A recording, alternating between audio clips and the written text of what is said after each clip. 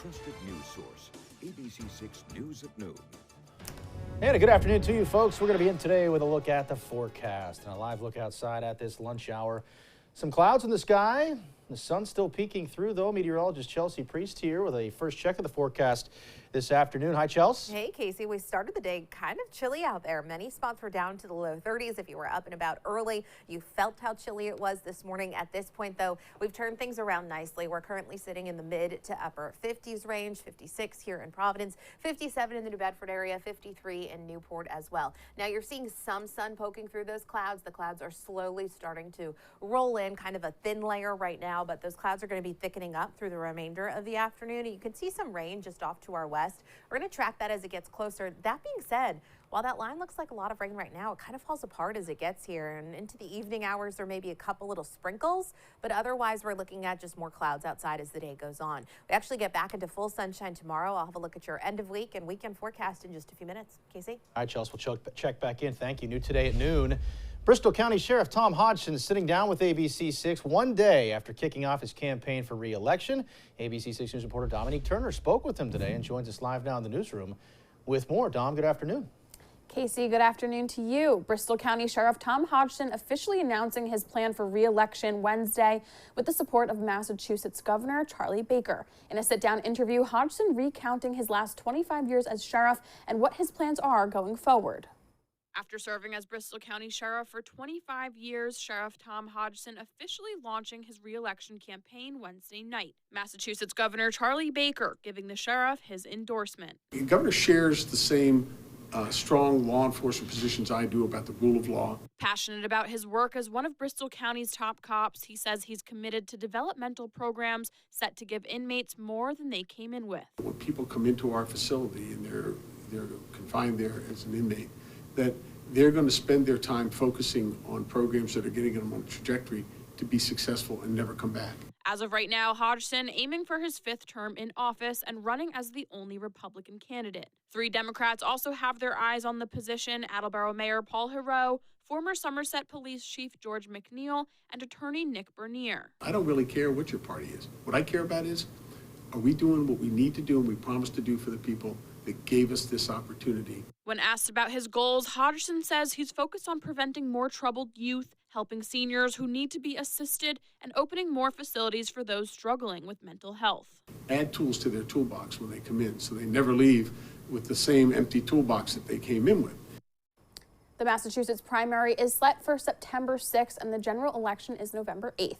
For now, live in the newsroom, I'm Dominique Turner, ABC6 News. All right, Dom, thank you for that. And no more delays. Former Fall River Mayor Jazel Correa will finally report to prison after a judge denied his request to remain free while his appeal is pending. Correa was sentenced to 6 years in prison last year after being found guilty of fraud, extortion, and conspiracy related to his Snow Owl app. He was supposed to report in December, but his prison date was pushed back 7 times to allow him the chance to appeal. Now he'll have to work on his appeal while in prison. Legal experts say the appeal is unlikely to succeed.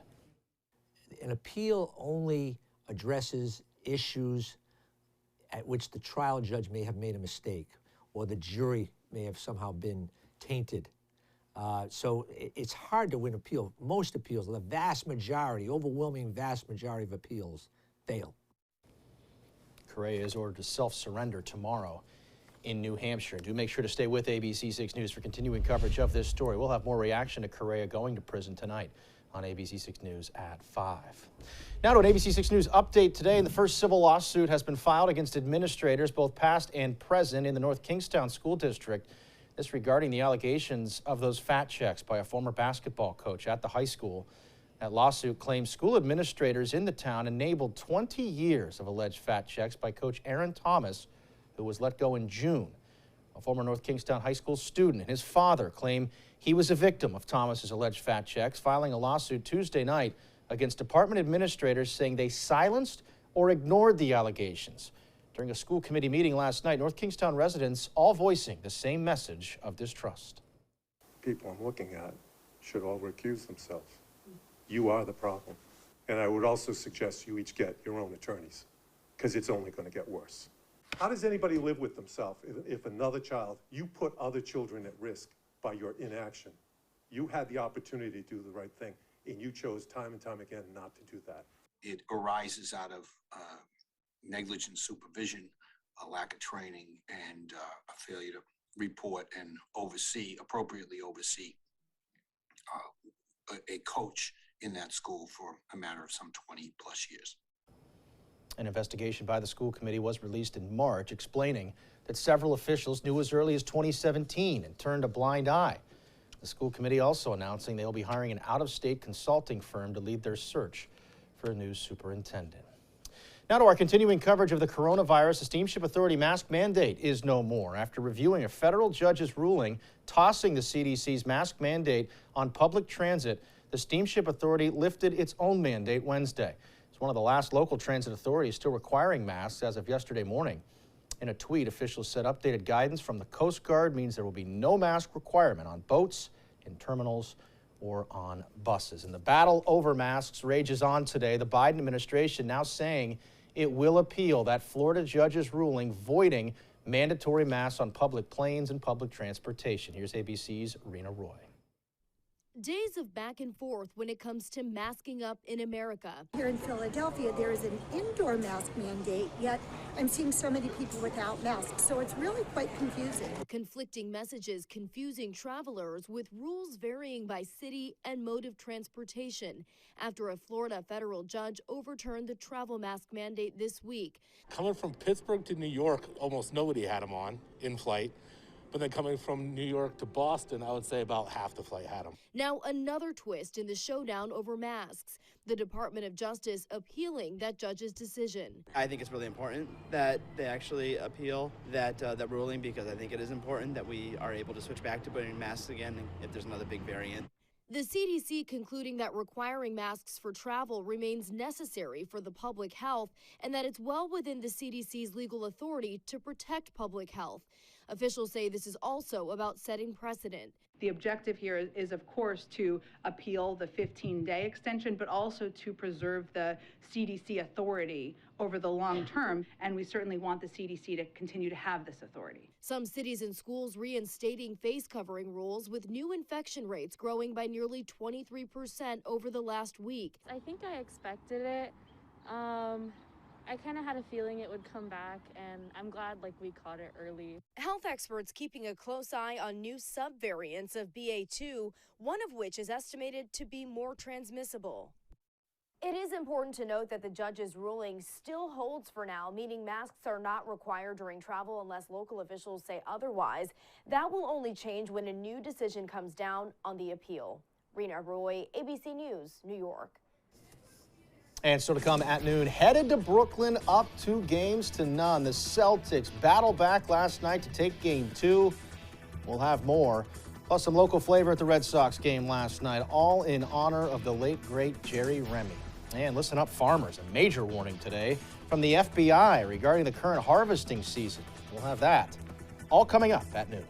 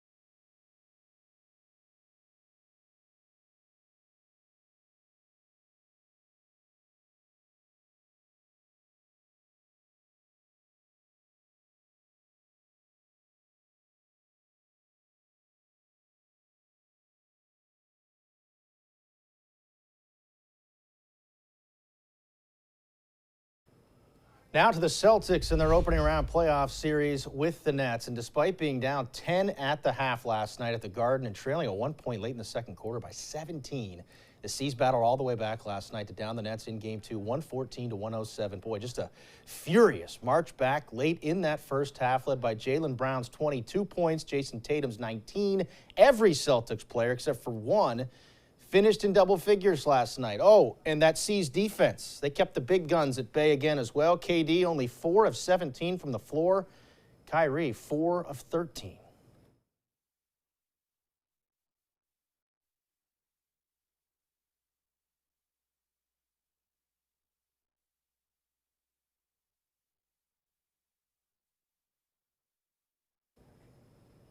Obviously, Jason Tatum right there having some technical issues with hearing Jason. Big night for him as well last night, a double-double effort. And a huge effort for the C's in general. Now taking that 2-0 series lead into Brooklyn for Game 3. That'll be on Saturday. And we're also checking in on the Red Sox today.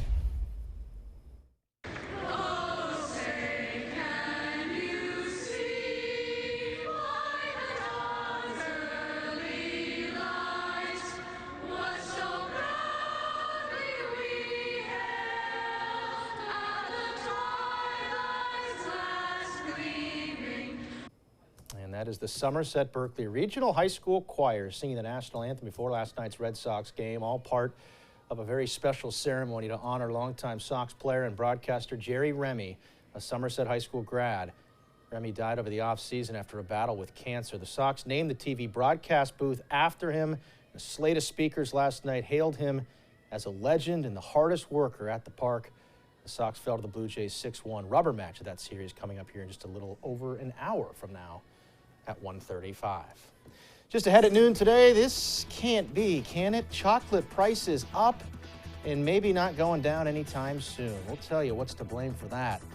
Plus, a super popular spring attraction making its return this weekend. We'll tell you all about Wicked Tulips coming up.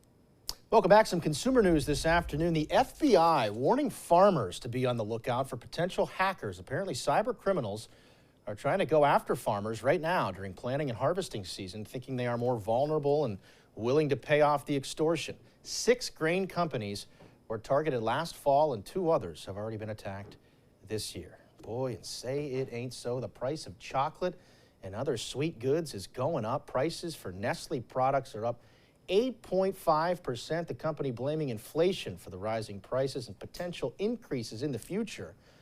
But But apparently that's not stopping shoppers from buying. Nestle recently reported a 5.4% increase in sales. And now, your ABC6 Storm Tracker weather with meteorologist Chelsea Priest. Like talking about some chocolate at noontime. Casey's over there dreaming about it. We are looking at some sunshine and some thin clouds starting to roll into the area. It was chilly this morning, but the temperatures have really started to warm up. We're now in the mid to upper 50s, similar to where we've been the last few days. The average high for this time of year is 61 degrees. We haven't quite made it there the last couple of days. That being said, we've been 1 or 2 degrees off. I mean, we've been seeing some seasonable mid to late April temperatures outside. Our sunset this evening at 7:33 p.m., although at that point we are looking at more clouds building into the area. What you've also noticed as the morning has progressed, we've seen some sunshine. We've started to see some clouds rolling in. The breeze has also picked up. Luckily, with our chilly temps this morning, we had calm winds. We didn't have the wind chill factor, but now the breeze is coming in from the south, 10 to 15 miles per hour. Some gusts in the 15 to 25 mile per hour range. Not as gusty as we were just a couple mornings ago, but still a bit of a breezy afternoon across southern New England. We end up topping out a few degrees warmer than where we're at right now. We really hover in that upper 50s to low 60s range for most of the 7-day forecast, except for tomorrow. Tomorrow will be in the mid to upper 60s, actually quite a mild day, perfect sunshine. Going to be a nice end to the work week outside for tomorrow. Satellite radar image right now shows you the sunshine that we had this morning. Again, some thin clouds starting to roll in ahead of a frontal system, and you can see that front off to our west. The rain with that front has been starting to fall apart and lessen in intensity over the course of the morning, and that will continue to be the case as this line of rain inches closer to us. What we will see is, of course, those clouds thickening. We end up with overcast conditions through the later part of the afternoon and into the evening, and there's the outside chance that we get a few very isolated, very light sprinkles coming through as that front actually crosses through here in southern New England. Again, it's not much, not going to impact us all that much. You can see what I'm talking about, really just a few little blips of green showing up as we head through maybe 8, 9, 10 o'clock. From there, by tomorrow morning, we're back into full sunshine. Tomorrow, again, really the best day on the 7-day forecast. Sunshine through the afternoon, temperatures topping out in the mid to upper 60s range, a few degrees above average. We're clear overnight and into early Saturday morning. Saturday looks like a sunny day. Temperatures should be in the low 60s range. And then Saturday night into Sunday, another round of some clouds, couple sprinkles, really light stuff. For the most part, we're looking at relatively dry conditions in the coming days. And again, with dry weather, that means the pollen counts remain high. And that's going to be through the end of the week, through the weekend, with some very high pollen counts out there. About 60 degrees today, increasing clouds, still a bit breezy outside into the afternoon. Tonight is mostly cloudy, couple little sprinkles, very isolated. We dry out by tomorrow morning. Tomorrow is mostly sunny, a warmer day with highs in the mid 60s. 7-day forecast, temperatures will be in the mid 60s tomorrow, low 60s on Saturday. Sunday, a few more clouds around, a few degrees cooler, expect highs in the mid 50s range. On Monday, temperatures will be in that low 60s range. We hover in that upper 50s to low 60s range into the early part of next week. Our next chance of some decent rain doesn't really come until Tuesday. Again, it's nice for the sunshine, but those pollen counts are staying high. Casey? Yeah, indeed, Chelsea. Yeah, speaking of the popular Wicked Tulips Farm, set to open for the season this weekend. The farm in Exeter will open this Saturday, April 23rd. You do need to buy tickets ahead of time. Tickets go on sale today at 4 p.m. and they do sell out quickly. So if you're interested, we recommend you act fast. Coming up next, on the eve of Earth Day, we introduce you to an 11-year-old Colorado girl who's taking junk mail and using the earth to give it new life. A story you're not going to want to miss. It's coming up next.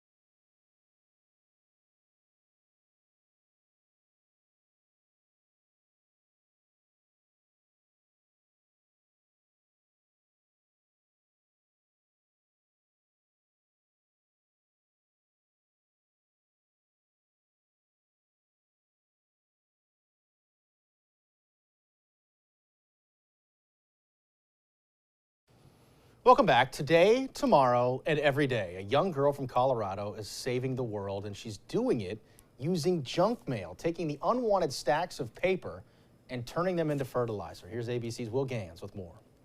Most of it is not for anyone in our house. It's junk mail. When it comes to junk mail, Izzy Hayward says it's time to cut it out. Every day I go to the mailbox to get mail for our house. It's one of my jobs and I hate it. The Colorado 11-year-old writing about it in an essay for school. It's estimated that over 100 million trees are used annually to produce junk mail. Let's make some seed bombs. Izzy doing a little digging of her own and stumbling across this YouTube short from Art's Nursery Garden Home on how to recycle organic material like paper into something called seed bombs, which are great for growing flowers. An idea taking root in the elementary schooler's mind. Could junk mail be turned into seed bombs? This one is already sprouting, but you just throw it out somewhere and it starts growing. Or if it rains, it breaks open. Izzy teaming up with her grandma to cut the junk mail into pieces and blend it with water, packing the pulp into a cheesecloth with soil and seeds, draining it, and leaving it to dry for 24 hours. After that, like Izzy says, you can literally just throw it into the wilderness, and it should sprout. There you go. People are going to think we're littering over here. Izzy's goal is to inspire more people to make seed bombs for their own backyards. As for the companies that make all that junk mail, they don't have to stop sending junk mail. They just need to replant what they cut down. You saw Izzy tossing her seed bombs around her local park, but experts say you can toss them into your home garden or chuck them into alleyways and roadway medians to make some urban areas a little more green this Earth Day. Will Gans, ABC News, New York. That's incredible. Never even knew you could do that. Well done, Izzy. Still to come here today at noon. You're going to meet the adorable pups enjoying a springtime snowstorm in upstate New York. Plus, Chelsea's got another look at that afternoon forecast all coming up. Stay with us.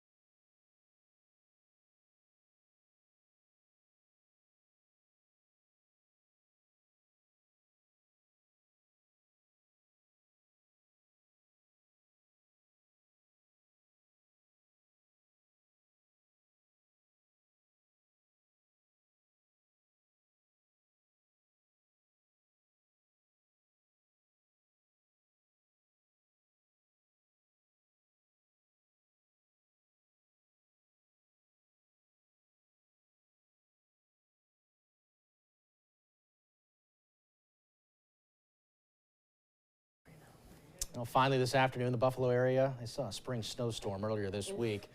And while us humans are probably sick of it at this point, these adorable pups are clearly not. You're going to watch as they wait patiently for their owner to open the garage door. Look at this. So they can go outside and frolic in the snow. And they got a lot of snow, Chelsea, as you know. Oh, there they are. Look at that. Some pitties. They're happy. They are. They love it. They're probably the only ones happy. Yeah, I was telling you earlier this week, my folks, they live in Erie, Pennsylvania. They got smacked. By this point in the year, Done. Done. I agree. Done. It's hard when it snows in March. Yeah, right. But by this point in the year, especially when we've been teased with such really nice days, and today's decent. Clouds are going to roll in a bit for the afternoon. Tomorrow looks great if you can get outside. I mean, it's been school vacation week. Honestly, not a bad week out there. Tomorrow's mild, mid to upper 60s. Saturday looks decent as well with some sunshine. Temperature staying seasonable. Remember that. Average high is about 61 degrees. Sunday, a few more clouds. We hover a few degrees cooler, but all in all, we're looking at upper 50s, low 60s, staying pretty seasonable. I mean, this gets us to almost the end of April, which is crazy. We are getting there. Wow. That is good. Good stuff, Chelsea. Thank you for that. Thank you, folks, for watching today as well. The news continues first at 4. And for news and weather anytime, of course, ABC6.com is always on. Thanks for watching. We'll see you later today.